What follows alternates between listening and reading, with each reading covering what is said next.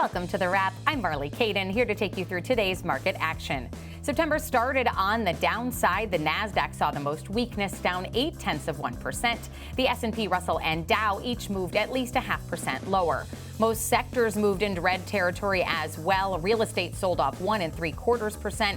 Industrials, tech, and consumer discretionary each lost about 1%. Energy, consumer staples, and healthcare saw gains less than 0.25%.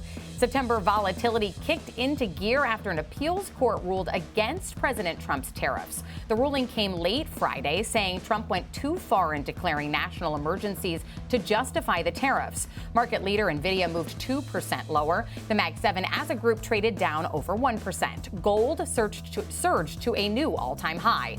And minutes after the closing bell, multiple news outlets reported that Alphabet will not have to sell its Google Chrome browser or Android.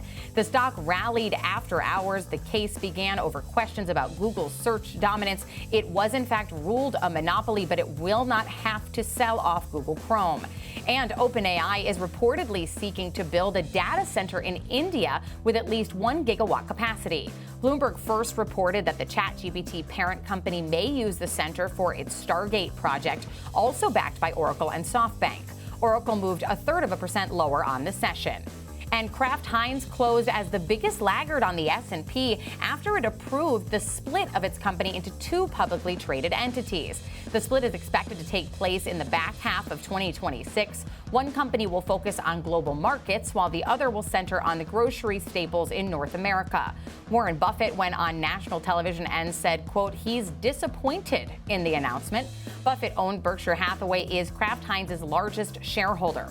Turning now to tomorrow, Salesforce will report earnings after the close. You can also watch for earnings from HP Enterprise, Dollar Tree, and Macy's. On the data front, we'll get the JOLTS report and factory orders at 10 a.m. Eastern.